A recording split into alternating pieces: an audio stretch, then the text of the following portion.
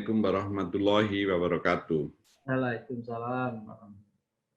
Yang terhormat Bapak Rektor Universitas Gadjah Mada, Prof. Panut Mulyono, Sugeng Pak Panut, Yes, dengan jing.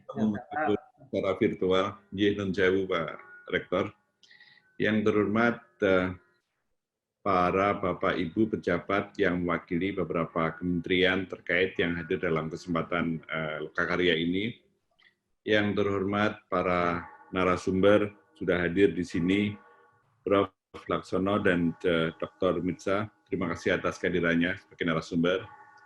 Yang terhormat rekan-rekan kami dari Kemenpora, mulai dari teman-teman dari Deputi 3, Deputi 4, kemudian Kepala PPITKON, kemudian yang terhormat dari LPDP, yang juga memungkinkan acara ini bisa terlaksana bersama Kemenpora, yang terhormat para praktisi, para perwakilan stakeholder olahraga yang tidak bisa saya sebutkan satu persatu, dan juga yang terhormat masyarakat, para pecinta olahraga, dan berbagai kalangan yang punya kepedulian yang tinggi terhadap olahraga, khususnya masalah gizi. Syukur Alhamdulillah, kita panjatkan kehadirat Allah SWT, bahwasanya pada hari ini kita bisa ketemu meskipun secara maya, secara virtual, tapi yang paling penting adalah kita dalam Alhamdulillah diberi kesehatan, rahmat, barokah dari Allah, karena dalam suasana pandemi COVID ini, kita dijaga imunitas, kita dijaga agar ketahanan fisik kita adalah betul-betul harus bertahan, survive dengan baik. Nun sewu Pak Rektor, mestinya pada pagi hari ini Pak Menteri berkenan akan hadir, tapi karena ada satu dan lain hal, beliau ada acara lain, kemudian meminta saya untuk mewakili beliau, sekalian beliau mengatakan, udah Pak Ses, Bapak ini kan pulang kampung, pulang saya bangga sebagai warga Kagama, sebagai warga alumni Gadjah Mada, berkesempatan untuk kembali berinteraksi dengan teman-teman di Gadjah Mada. Hanya saja saya juga nun sewu kemarin pada saat acara di Bandung 2 hari yang lalu, juga mohon maaf tidak bisa hadir gitu. Pada di dalam list ada kehadiran Pak Rektor dan beberapa pejabat dari Kagama dan mohon maaf tidak bisa hadir. Sudah diwakili oleh Pak Untung. Bapak Ibu sekalian yang kami hormati, acara Lokakarya ini menjadi sangat penting sekali karena pertama adalah tadi sudah disampaikan oleh Pak Prof. Panut, olahraga ini sebetulnya menempati posisi yang sangat strategis. Ditambah lagi, belum lama ini di kalangan olahraga baru saja merayakan Hari Olahraga Nasional, tanggal 9 September yang lalu. Bahkan Bapak Presiden, Pak Jokowi itu hadir. Jadi dalam sejarah, di era Pak Jokowi, baik di periode pertama maupun kedua, ini baru pertama kali ini beliau hadir pada saat Hari Olahraga Nasional. Jadi ini suatu kesempatan yang sangat bagus. Ini berkat effort dari Pak Menpora, Pak Zainuddin Amali, beliau berkenan hadir. Di luar itu kita tahu, pernah beliau hadir pada saat pembukaan Asian Games, Asian Para Games, kemudian PON, dan berbagai event lainnya, ataupun apresiasi pada saat di Istana Negara, karena beliau menerima sejumlah atlet-atlet berprestasi.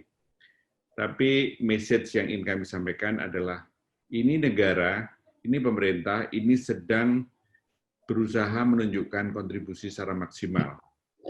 Justru sebaliknya juga, Pak Presiden di dalam kesempatan H-Ornas tersebut, ada semacam strong request kepada Pak Menpora agar olahraga ini betul-betul harus diatur kembali. Kalau bahasa komputernya itu di rebooting, harus diatur ulang agar tata laksananya itu menjadi lebih baik. Beliau mengasumsikan, mosok dari sekian ratus juta penduduk Indonesia tidak bisa menghasilkan para atlet-atlet andalan.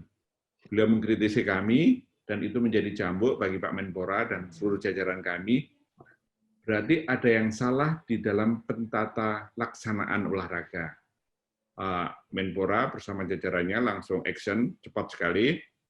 Kami day to day, hari per hari, langsung mengadakan pertemuan, dalam konteks untuk menjawab pertanyaan dari Pak Presiden. Karena Pak Presiden di ending sambutannya waktu itu tanggal 9 malam mengatakan, Pak Menpora nanti segera lapor kepada saya, dan itu berarti bisa setiap saat, entah itu minggu depan, minggu berikutnya, atau mungkin kapan hari, Pak Presiden punya kewenangan, punya hak untuk menanyakan kepada Pak Menteri.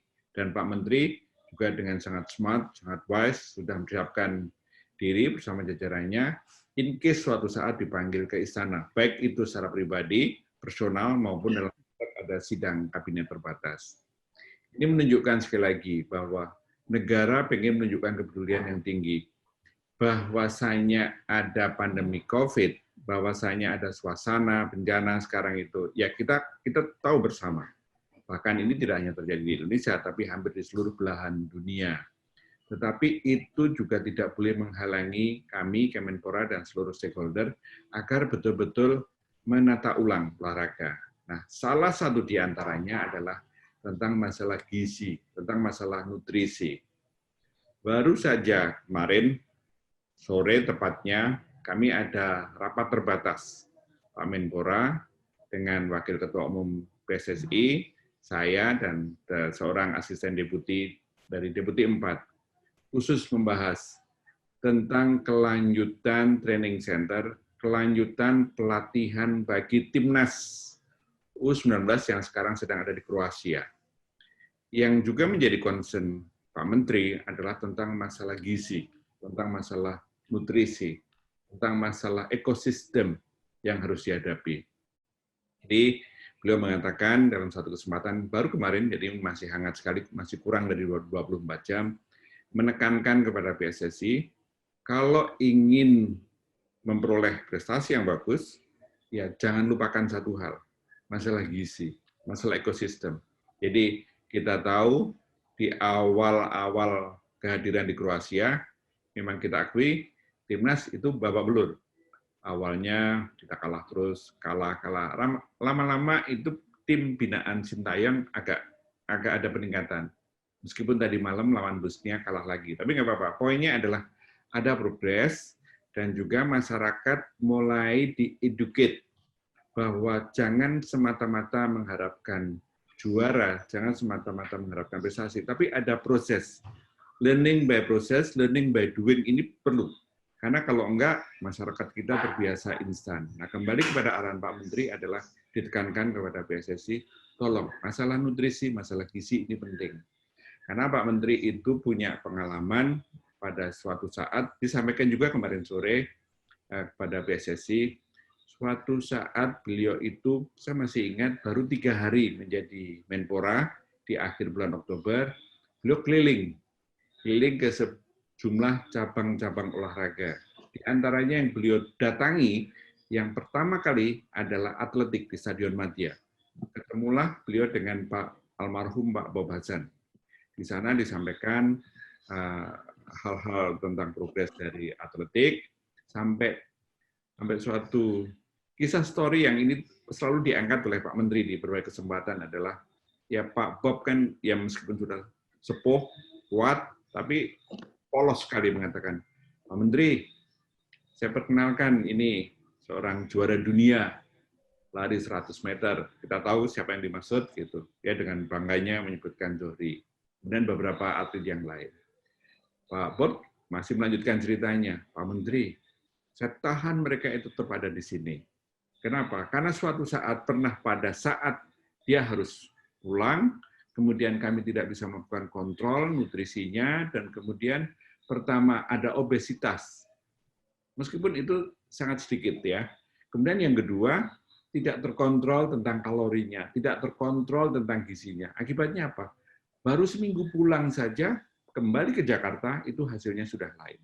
Jadi poin yang disampaikan adalah betapa pentingnya gizi. Makanya dalam kesempatan Lokakarya ini, kami di Kemenpora sangat berharap sekali apa yang akan disampaikan dalam Lokakarya ini bisa memberikan kontribusi yang signifikan bagi kami di Kemenpora dan para pemangku kepentingan di bidang olahraga. Dan yang tidak kalah pentingnya, saat ini kami matur kepada Pak Rektor, kami sedang dalam proses untuk revisi Undang-Undang Sistem Keluarga Nasional.